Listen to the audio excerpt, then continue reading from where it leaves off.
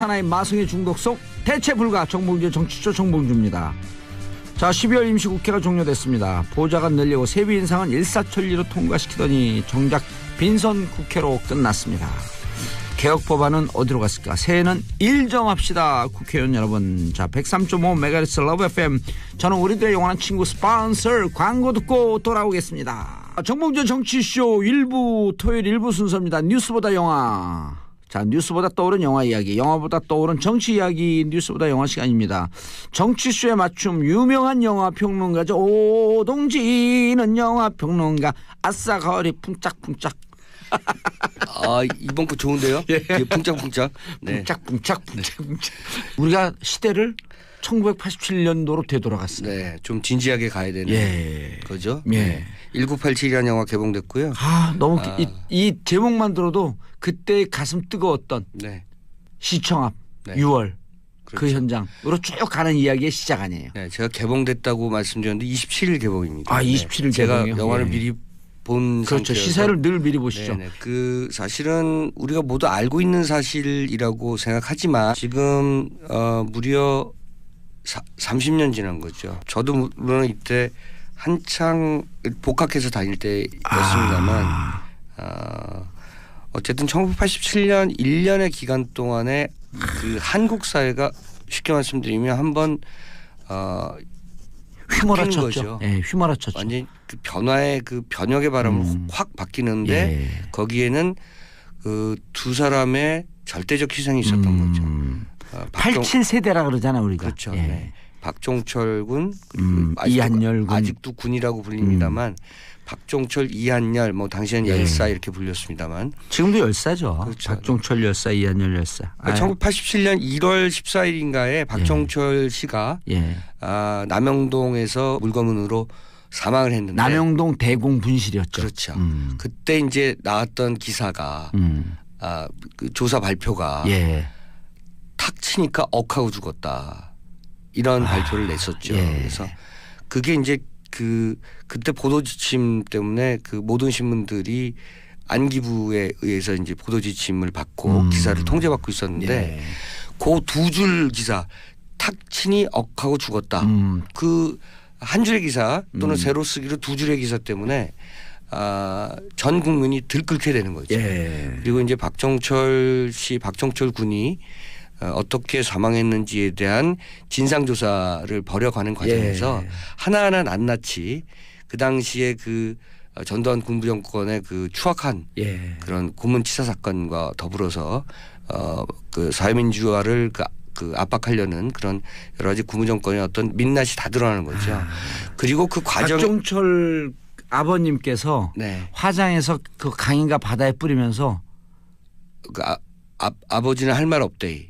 종철아 할 말 없대이. 잘 가래이. 아버지는 할 말 없대이. 그게 이제 시위의 그 캐치프레이즈로 걸렸었죠. 그래서 박종철 영정을 들고 항상 그 시위 앞에 섰을 때 플래카드에 그 말이 걸렸었고요. 그러니까 1월 달에 고문치사 사건을 당하고 1월 14일이었죠. 그렇죠. 1월 14일 그리고 6월 9일에 이한열 군이 이제 최루탄에 맞아서 연대에서 시위 도중에 사망을 하죠. 그러니까 그 기간 동안에 기록을 한 영화가 바로 이 1987인데요. 저는 약 6개월, 약 5개월 동안에 그 한국 사회에서 어떤 일들이 벌어졌는지를 이렇게 역동적인 드라마로 엮어낸 작품은 제가 최근에 그 한 십수년 동안 처음 본 것 같은 느낌이 들고요. 저는 눈물이 많이 나던가요?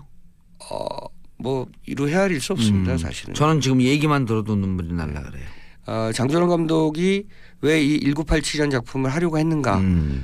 영화를 보면서 다시 한번 제가 생각했었는데요. 이 6개월의 과정을 촘촘히 기록해서 촘촘히 보여줌으로 해서 우리가 잊으면 안 될 것들이 분명히 존재하는 우리가 것이고요. 이런 야만의 시대도 뚫고 나왔다. 그렇죠. 그리고 그 역사에 우리가 지금 서 있고 얼마나 사실 국권이 버텨왔는가. 맞아요. 또 새로운 사회민주화를 만들어 나가고 있는가 이런 것들을 좀 증명하려고 한 것 같고요. 영화가 이런 측면에서는 역사의 교과서보다도 더 훌륭하죠. 대중들에게 파고드는 어떤 감성의 어떤 그 칼날이 더 강할 것 같다 이런 생각을 좀 했습니다. 이때 87년도에 이 두 젊은 청년의 희생이 없었고 87년 그 6월 항쟁의 그 뜨거운 열기가 없었으면 지금 이 순간 박근혜 전 대통령의 탄핵은 없었어요. 네. 무슨 말씀이냐면 87년 6월 항쟁의 결과 독재 정권이 헌법을 유린할 수 없도록 하기 위해서 만든 게 헌법재판소입니다. 네. 그 헌법재판소가 만들어졌고 그 헌법재판소에서 2017년 네. 박근혜 탄핵이 이뤄진 거예요. 그러니까 30년의 세월이 어쨌든 걸린 셈이다. 이런 것들을 보여주는 거죠. 그게 하나의 점으로 네. 마치 영화 인터스텔라 보면 웜홀을 통해서 이쪽 역사의 끝에서 저쪽 역사의 끝으로 훅 들어가는. 네. 그러니까 저는 그런 생각을 많이 하는데요. 이 87년 학번 세대 그리고 그 이후에 91년 학번 세대가 제일 사실은 힘들었죠. 제일 역경의 고난의 시대를 보낸 학번 세대다 이렇게 생각하는데요. 87학번 세대는 어쨌든 이런 박종철, 이한열 그 두 사람의 어떤 죽음을 목도했고요. 그리고 나서 사실은 그걸 받아들였잖아요. 직선제 개헌을 받아들이고 그리고 그 대통령 선거를 했는데 노태우가 이겼죠. 그렇죠. 그리고 나서 이제 이른바 의사민주주의, 가짜민주주의가 들어갔잖아요. 그래서 91년도에 강경대 학생을 포함해서 가장 많은 그 대학생과 또는 노동자들이 분신, 투신 그리고 또 심지어 의문의 죽음사 뭐 이런 것들이 굉장히 많았습니다. 그래서 91학번 세대 같은 경우는 87년 세대를 경유하면서 오히려 사회에서는 우리도 좀 민주화된 것이 아닐까라는 이제 가짜 민주주의 그리고 가짜 민주주의. 3당 합당 이른바 3당 야합이 있었고 YS가 당선되는 과정에서 그런 것들이 이제 빈번하게 더 벌어진 거죠. 유명한 강기훈 유서대필 사건. 그렇죠. 그때 우리 역사의 가장 커다란 거짓말. 그게 91년 92년 아니에요. 그렇죠. 91년이죠. 그러니까 이 장준환 감독이 1987을 만든 것은 1987년에 성취했던 것들이 여러 우여곡절을 거쳐서 지금 30년 만에 성과를 낸 거죠. 성과를 냈는데 이것도 완전한 것은 아니다. 그러니까 1987의 시대로 다시 한번 돌아가 봐야 된다. 그것도 촘촘하게 하나하나 그 시간과 시기를 잘라서 1월부터 6월까지 그 과정을 아주 낱낱이 기록하고 있는데 저는 놀라운 것이요. 이 영화에 여러분들이 아시는 모든 스타들이 다 등장해요. 하정우 씨, 충무로 어벤져스다. 하정우, 뭐 김윤석, 뭐 오달수, 뭐 유해진, 뭐 모든 배우들이 사실은 영화를 보고 있으면 거의 특별 출연하는 것처럼 보입니다. 그러니까 그만큼 하나의 의식이 모아졌다는 그렇죠. 것으로 보일 수 있는 거죠. 그것도 사실은 느낌이 좋아요. 그러니까 어떤 한 배우가 영화 전체를 끌고 간다기보다도 모든 배우가 이 시대를 위해서 다 참여를 해서 각자가 맡은 역할을 하는 거죠. 나쁜 역할도 있고 그 치안감, 그 고문의 원흉, 뭐 그 김윤석 씨가 맡고 있는데 악역도 있고 뭐 또는 선한 역도 있습니다만 어쨌든 모든 충무로 배우들이 이 영화에 참여하고 있다는 것 하나만으로도 우리 시대를 위해서 영화가 또 어떤 역할을 하고 있는가 이런 것들을 또 보여주고 있습니다. 가슴이 짠해네요. 그 배우들이 이렇게 30년을 끌어온 민주화의 역사에 있어서 그 전면이 아닐지라도 뒷면 혹은 옆에서라도 그러나 우리는 결코 이 역사의 현실을 정면에서 응시했지 결코 외면하지 않았다. 라고 하는 것을 출연하면서 보여주고 있는 거네요. 배우들이 너무 훌륭해요. 저는 정말로 이 영화를 보면서 한국의 배우들이 갖고 있는 그런 그 역사적 개념, 그 의식, 인식 이런 것들이 놀랍다. 그러니까 뭐 흔히들 뭐 연예인 난 따라 뭐 이렇게 그러는데 아니죠. 그렇지 않습니다. 그 배우들이 또 기본적으로 좋은 게 배우들의 아들을 뭐라 그러는 줄 아세요? 무슨 또 아재 개그 하시는? 아니요. 배우들의 아들을 배우자. 그래서 배우들은 늘 배우자는 자세로 그럼 몇 가지죠. 가끔 이렇게 리듬을 주시니까 전 좋아요. 이 영화에서 남영동이 그대로 나오고요. 그래서 과거의 역사를 배우자. 계속 하시는군요. 그 남영동이 너무 진지하기 때문에 남영동이 지금 사실은 인권센터로 바뀌어 있죠. 맞아요. 그게 우리가 만들어낸 우리가 성취해낸 역사의 현장이거든요. 7층에 가면 6층에 가면 박종철 군이 그 고문당했던 욕조. 그대로 보존돼 있고요. 그리고 7층에는 기념 추념 뭐 사업 예. 같이 기업관이죠 일종의. 네, 그렇게 다 정리가 돼 있습니다. 그래서 이 남영동 인권센터에서 이 영화 찍을 때 아주 적극적으로 협조를 해서 그 안에서 그대로 그 욕조에서 한 거예요? 촬영은? 그것까지는 아닌 것 같아요. 재현을 했겠죠. 다만 기록을. 기록을. 그렇게까지 하면 좀 너무 좀 그 뭐랄까 좀 참담한 것 같고요. 예. 그 과정은 그 세트에서 촬영했지만 외관 남영동의 그 입구 뭐 특히 안으로 들어가는 장면 같은 경우는 다 지금의 남영동에 있는 인권센터에서 그대로 촬영한 것으로 알려지고 있습니다. 네. 예. 그런데 장준환 감독은 어떤 분이에요? 예전에 지구를 지켜라. 예. 네. 좀 오래됐죠. 오, 네. 2003년 영화인데요. 그렇죠. 지구를 지켜라 이후에 이제 몇 년 전에 화이라는 작품으로 다시 두 번째 작품을 만들었는데요. 괴물을 삼키나요? 화이 그 유괴한 아들을 네 명인가가 유괴범들이 그렇죠. 자신들을 닮은 아이로 성장해 나가는 과정. 네. 네.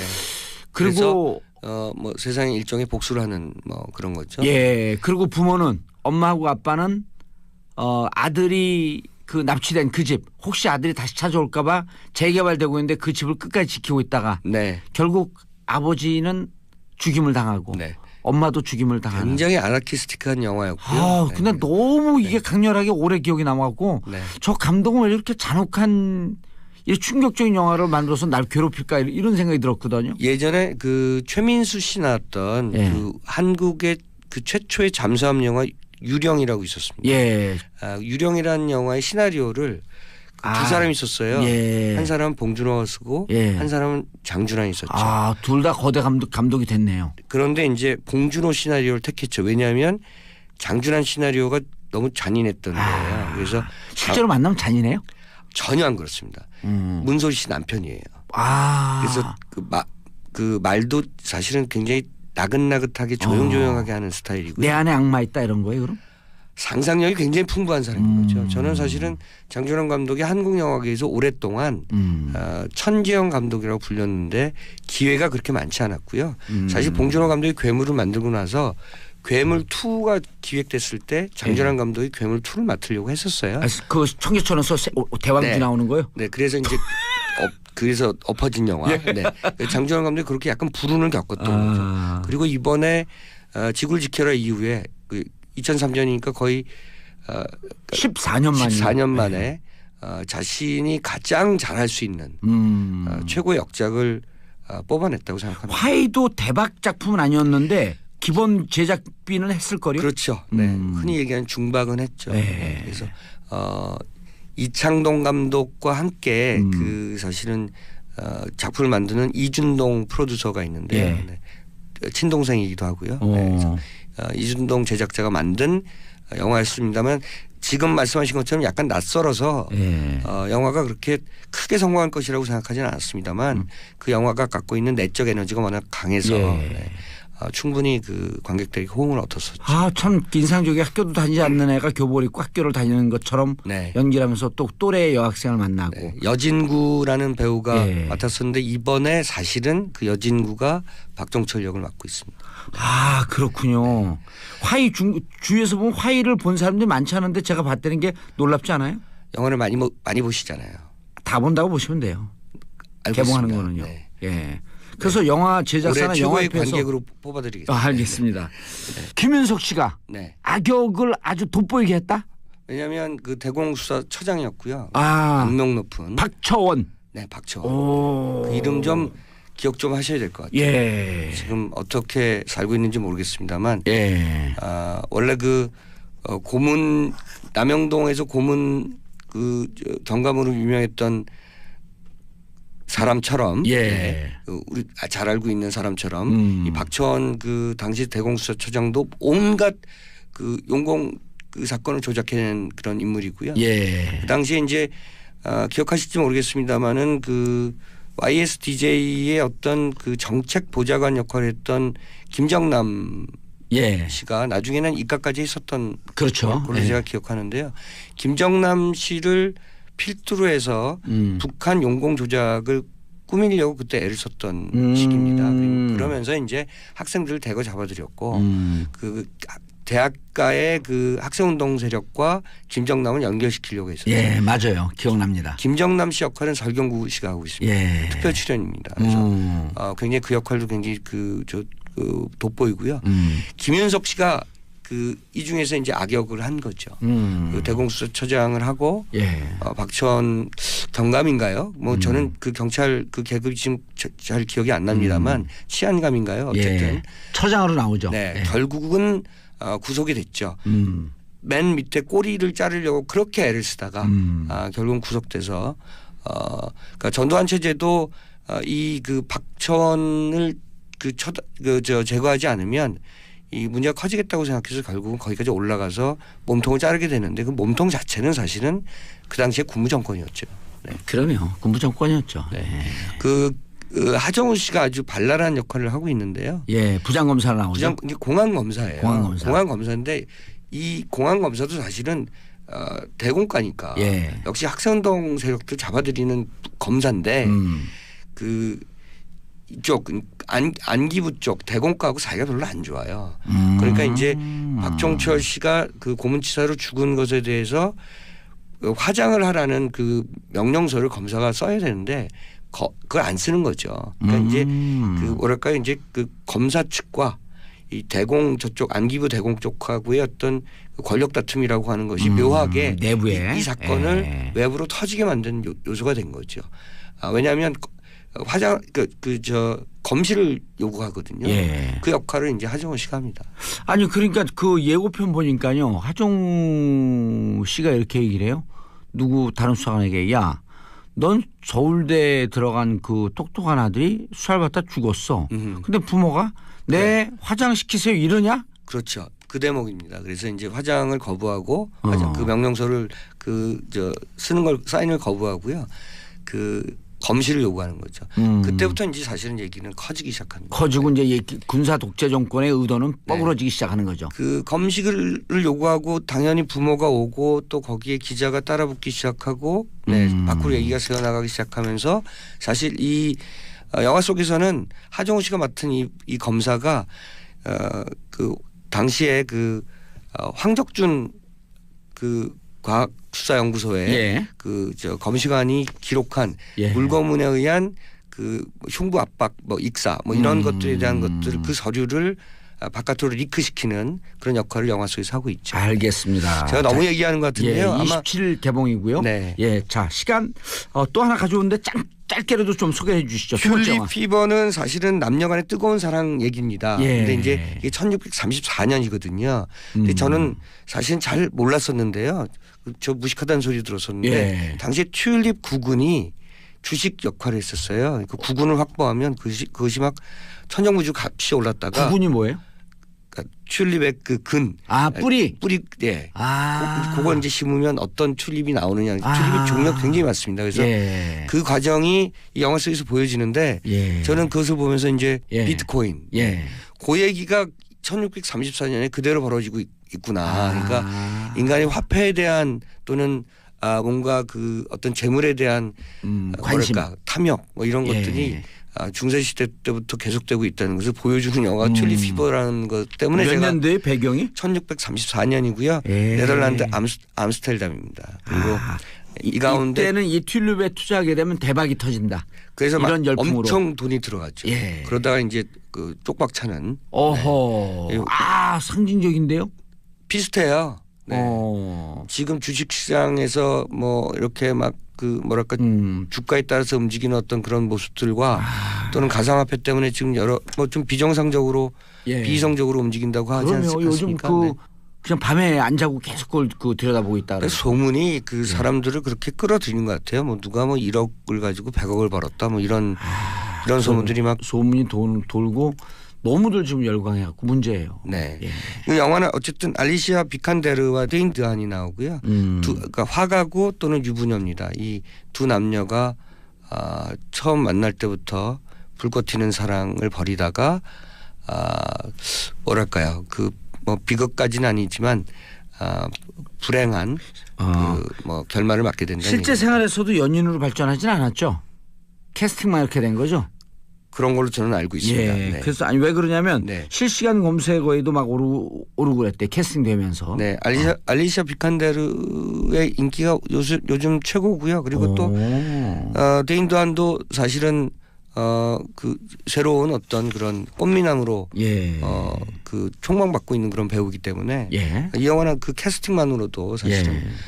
충분히 관심을 모을 만한 영화고 사실은 중세 시대의 영화를 좋아하시는 분들이 있어요. 그리고 이 시대 네덜란드 미술에 대해 관심이 많으신 분들, 그러니까 요하네스 베르메르 예. 같은, 그러니까 여러분들이 아시는 그 그림이죠. 진주 귀걸이를 한 소녀를 그린 요하네스 베르메르가 살았던 시대니까 예. 이 시대의 그림을 좋아하시는 분들도 이 영화를 보시면 참 만족하실 14일 날 개봉을 했어요. 네.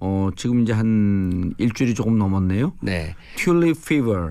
그리고 저 중세 영화 좋아해요. 옛날에 제가 빌리지라고 하는 영화 한번 얘기했었죠. 그렇죠. 네, 말씀하셨죠. 그거는 네. 도심 한복판에 인디안 자연 보호 지역에 중세의 마을을 만들어서 한 100여 가구가 들어서 함께 사는. 네. 예, 근데 대부분이 이 사회의 흉악한 범죄로부터 희생자들.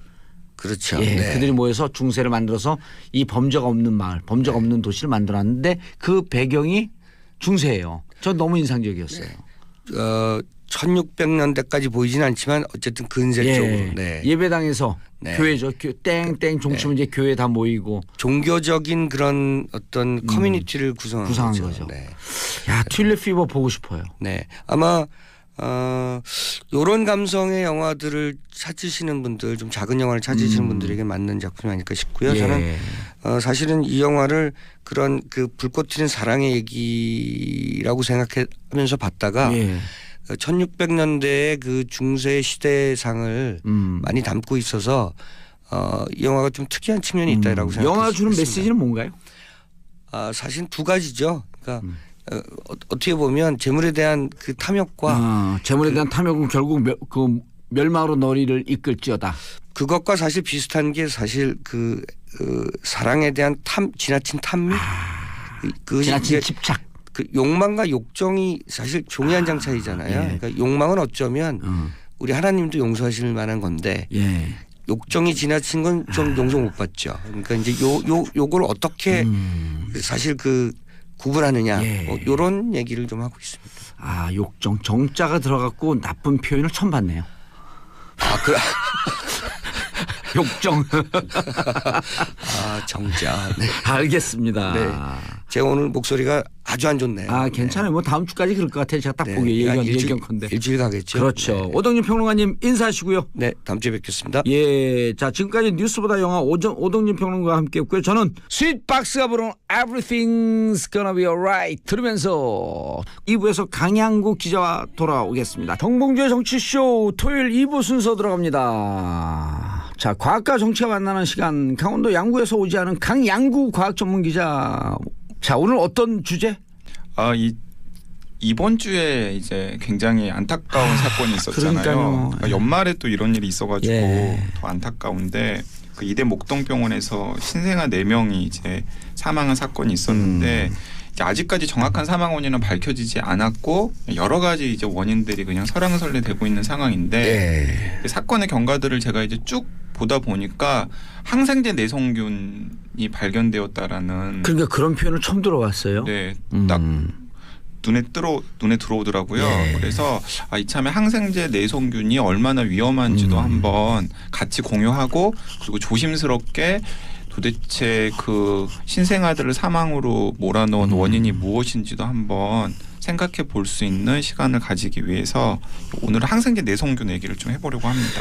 저도 이게 남일 같지 않은 게 국회의원 시절에 바이러스에 감염돼 갖고 바이러스 감염을 그냥 이렇게 다리가 빨갛게 부어 올라오길래 별일 아닌 것 같은 국회 의무과 같은 의사 선생님이 여자분인데 이거 죽습니다. 빨리 병원 가세요. 그래서 서울대병원에 가자마자 바로 중환자실에 넣더라고요. 그러니까 바이러스의 감염이란 게 그리고 바이러스가 워낙 많아갖고 정확하게는 세균 감염이겠죠. 그렇죠. 세균 감염인데 너무 많은 계속 변종이 생기기 때문에 무슨 세균인지 원인을 모른대요. 그래서 바이러스 그 항생제를 동시에 3종을 투입을 하더라고요. 너무 강해서 투입하자마자 바로 다 올렸거든요. 큰일 나실 뻔했네요, 진짜로. 그러니까 조금만 늦었으면 죽었어요. 맞습니다. 폐혈증으로 바로 간다 그러더라고요. 그러니까 사실은 이제 페니실린이 1920년대에 발견이 되었거든요. 그 페니실린이 이제 최초의 항생제인데 사실 그 현대 의학을 지탱하는 두 가지 기둥이 저는 페니실린 최초의 페니실린으로 대표되는 항생제와 그리고 외과 수술이라고 생각을 해요. 그러니까 20세기 초에 항생제가 발명이 되지 않았으면 사실 현대 의학이라는 건 오늘날처럼 이렇게 막 와 하는 수준으로 발전을 못했을 겁니다. 그리고 역으로 얘기를 하면은 당시에 항생제가 발견이 되지 않았더라면 어쩌면은 이 방송을 듣고 있는 애청자분들을 포함해서 저나 봉도사님도 어쩌면은 사소한 세균 감염 때문에 목숨을 잃었을 수도 있어요. 근데 방금 또 경험담도 들려주셨잖아요. 그렇죠. 만약에 항생제가 없었다면 거의 이제 이 자리에 없었던 거죠. 이 자리에 없었을 가능성이 있죠. 그러니까 그만큼 이제 항생제는 이제 20세기 인류가 발명한 가장 획기적인 발명품 중에 하나라고 할 수 있고 그 항생제 때문에 뭐 2차 세계대 뭐 윈스턴 처칠 사례는 되게 유명하잖아요. 윈스턴 처칠을 포함한 많은 사람들이 이제 20세기, 21세기에 이제 목숨을 이제 건질 수가 있었죠. 그런데 그 이 플레밍이 1945년에 이 페니실린을 발견한 공로로 노벨상을 받았거든요. 근데 노벨상을 받으면서 이 플레밍이 경고를 했어요. 항생제는 인류가 발명한 가장 유용한 발명품인 것은 확실하지만 부작용이 있을 수 있다.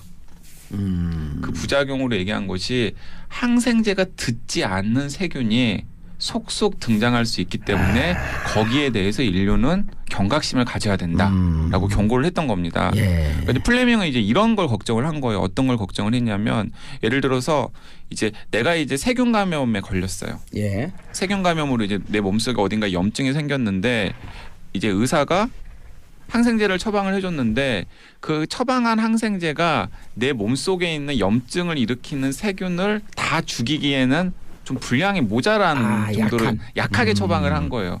그러다 보면 어떤 일이 생기냐면 이렇게 이제 그 권투로 비유를 주자면은 항생제가 이제 몸속에 들어가 가지고 세균한테 이제 계속 이제 막 주먹질을 한단 말이죠. 근데 마지막 한 방을 딱 날려야 이제 없어지는 그 세균이 없어지는데 그 마지막 한 방을 이제 못 날리게 되는 거죠.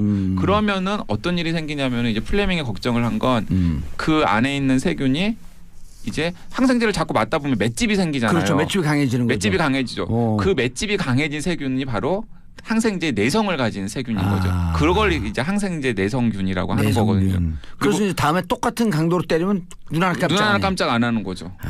그리고 이제 그 항생제 내성균을 이제 항생제에 듣지 않는 세균 박테리아라 그래서 이제 언론에서 슈퍼박테리아라고 이제 이름을 지어준 거죠. 항생제 내성균 내성 박테리아가 힘이 세져서 슈퍼박테리아라고 한다. 그러니까 이제 그 플레밍의 경고를 염두에 둔다면은 이제 항생제는 가능하면은 안 먹어야 되는 상황이 있는 게 좋지만. 어쨌든 병원에서 항생제를 처방해 주는 경우가 있잖아요. 그럼 그 항생제를 이제 가지고 이제 먹다 보면은 이런 분들 계세요. 한 일주일치를 병원에서는 처방을 해줬는데 3일치만 먹고 몸 상태가 꽤 좋아진 것 같거든요. 그러면은 뭐 약 먹는 게 뭐 몸에 좋은 것도 아닌데 하면서 끝까지 안 드시는 경우 있거든요. 대부분이 그러지 않아요? 네, 근데 그러면 안 된다는 거죠. 그게 바로 몸속에 있는 항생제 맷집을 키워주는 일이 될 수 있는 거예요. 완전히 잡을 때까지 그러니까 최소한 이 처방받은 항생제는 몸 상태가 상당히 좋아진 것처럼 여겨져도 끝까지 다 먹어야 이제 마지막 한 방까지 이제 날릴 수가 있는 거죠. 저처럼 아예 약을 안 먹는 사람들은요? 그러면은 이제 그래도 이제 항생제를 먹어야 되는 상황이 오면은 이제 그 병원에서 처방받는 대로 먹어야죠. 내성은 많이 없겠죠. 내성은 많이 없겠죠. 약을 안 먹었으니까. 저는 그 감기 걸리면 조그만 물병 약 있잖아. 피모. 판모. 이런 거만 먹거든요. 그건 항생제가 아니잖아요. 그건 항생제 아니에요. 괜찮다. 계속 먹고. 그건 이제 소염 진통제 성분의 약들인데 자 그런데 이제 플레밍이 사실은 예측한 것과는 전혀 반대 방향으로 상황이 흘러갔어요. 플레밍은 적절한 항생제가 제대로 처방되지 못하는 상황을 걱정을 했잖아요. 근데 실제로는 플레밍이 노벨상을 받고 난 이후에 어떤 일이 생겼냐면은 항생제를 너무나 많이 사용을 한 겁니다. 사람들이. 근데 이제 특히 이제 가장 심각한 항생제 오남용 사례는 무엇이냐면은 일단 감기 증상이 생기잖아요. 예. 그러면 감기는 세균에 의해서 유발되는 것이 아니라 바이러스에 의해서 유발되는 것이거든요. 예. 그러니까 항생제를 먹어도 감기를 낫는 것과는 전혀 상관이 없어요. 그러니까 실제로 감기 기운이 있으면은 봉도사님 하시는 대로 그냥 따뜻한 차 같은 걸 마시거나 예. 푹 쉬거나 푹 쉬어야지 이제 예. 이게 그 내성이 강해지죠. 면역력이 생기니까 예. 푹 쉬거나 아니면은 굳이 필요하자면은 이제 증상을 좀 감기 증상을 완화시키는 뭐 콧물이 난다거나 목이 아프다거나 하는 증상을 완화시키는 이제 흔히 이제 우리가 감기약이라고 하죠. 예. 그런 것들을 이제 먹는 게 낫지 병원에 가서 항생제를 처방받는 건 사실은 감기와는 전혀 무관하거든요.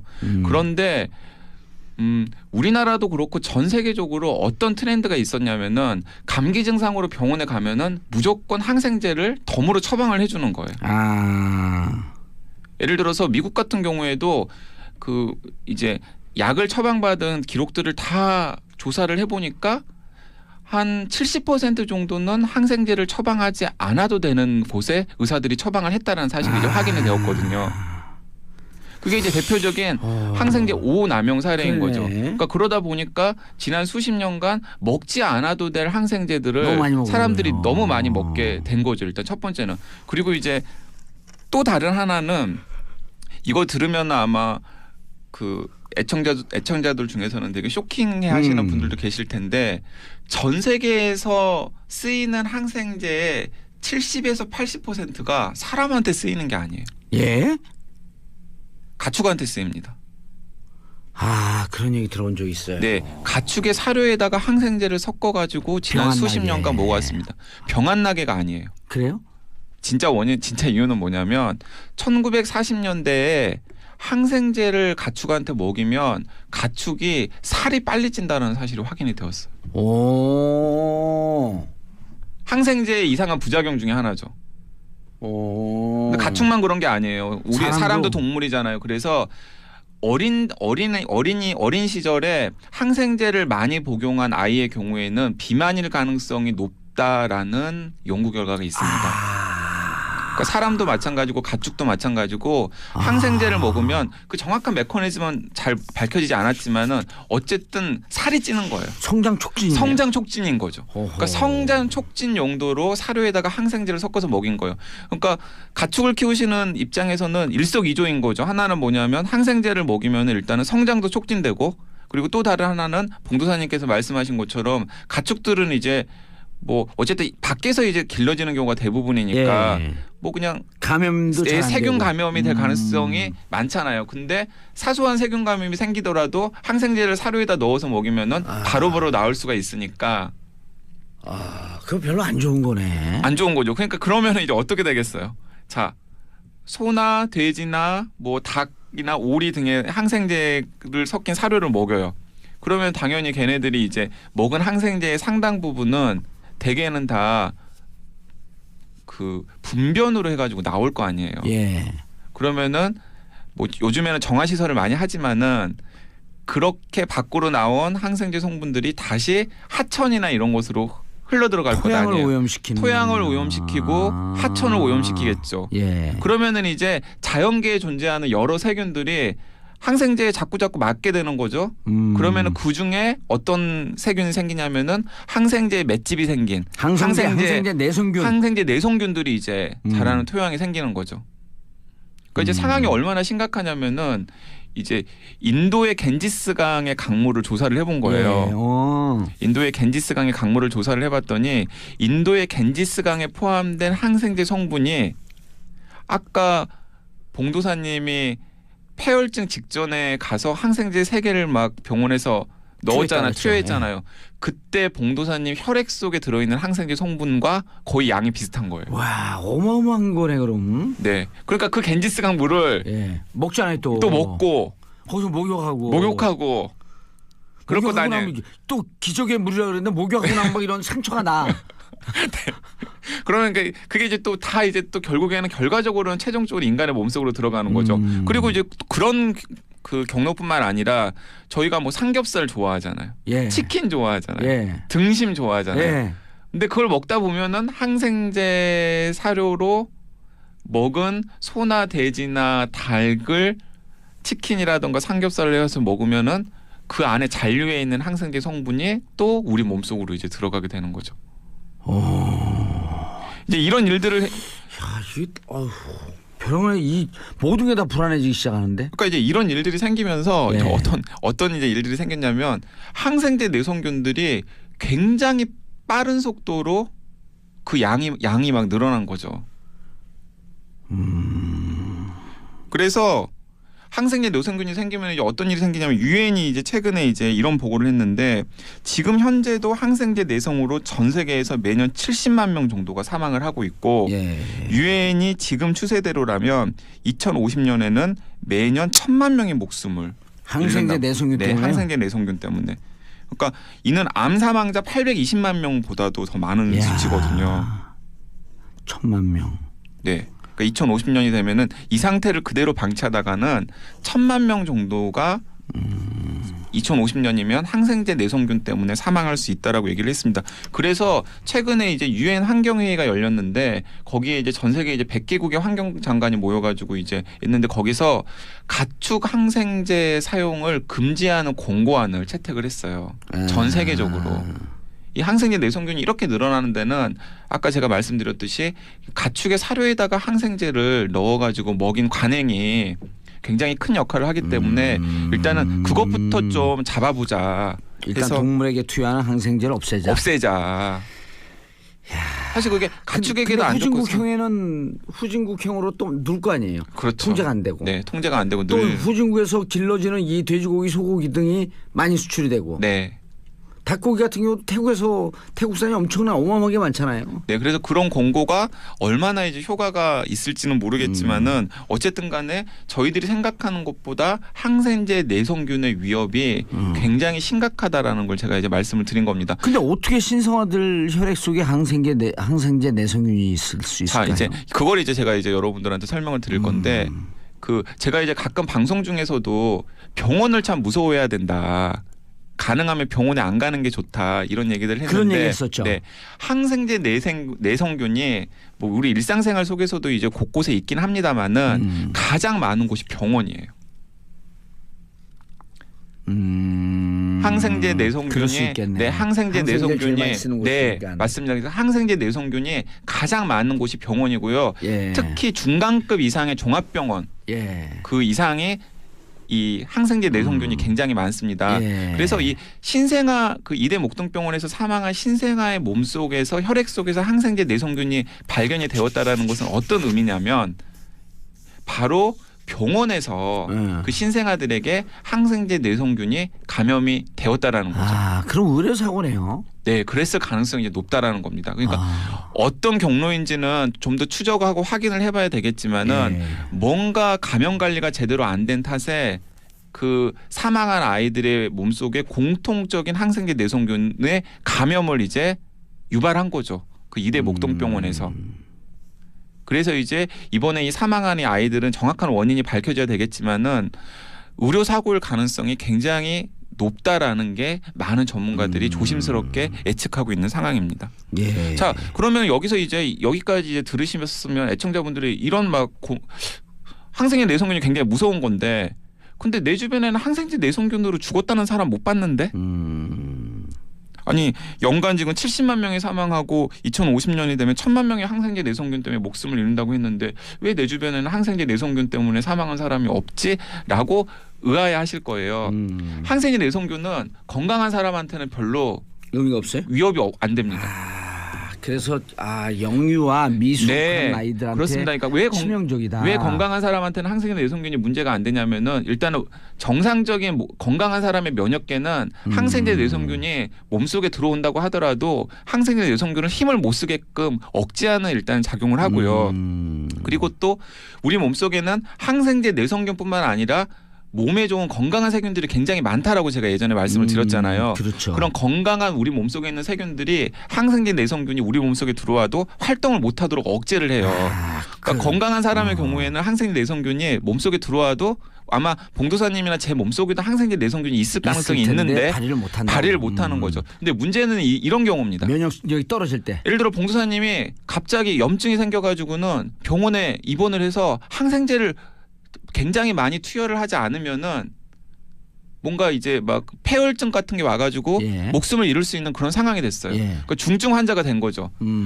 그럴 때 그 몸의 면역계의 균형이 깨졌을 때 항생제 내성균이 이때 이제 내가 활약할 때구나 예. 하면서 이제 길을 펴기 하는 거죠. 근데 그때 항생제를 투여를 해도 항생제 내성균 때문에 듣지를 않는 겁니다.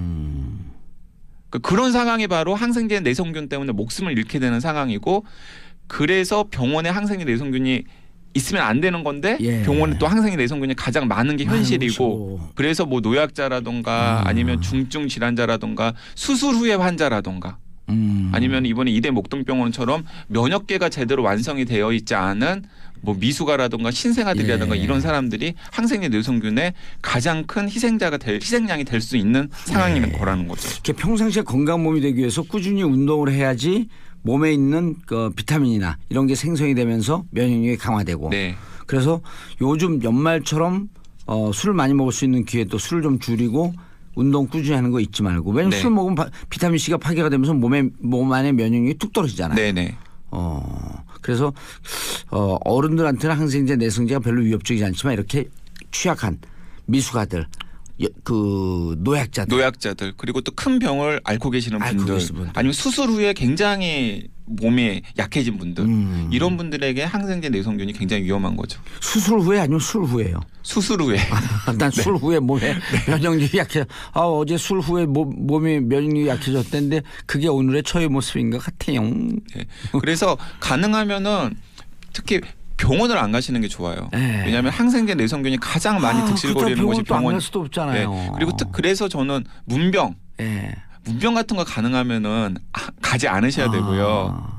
그리고 특히 아이들을 데리고 문병 가는 건 맞아요. 피해야 됩니다. 애들을 병원에 데리고 가면 안 되겠구나. 네, 그리고 혹시 병원을 불가피하게 방문할 일이 있다면은 정말 강박적으로 수시로 손을 씻는 게 굉장히 좋습니다. 저는 그런 거 강박관념 심해. 수시로 손 씻고 수시로 양치질하고. 대부분의 항생제 내성균이 몸속으로 유입되는 경로가 일상생활에서는 손을 통해서 유입이 되거든요. 네. 알겠습니다. 이게 항생제 내성균이 신생아들에게 치명적이다. 네. 그리고 이것을 관리하지 못한 병원이 일정한 의료사고일 가능성이 있다. 네. 알겠습니다. 자, 강양구 기자님 인사하시고요. 네, 감사합니다. 예, 내일은 크리스마스 이브입니다. 그래서 오늘 준비한 곡 머라이어 캐리의 All I Want for Christmas is You. 크리스마스에 내가 가장 원하는 모든 것은 바로 당신입니다. 들으면서 저는 월요일 10시 5분에 다시 돌아오겠습니다.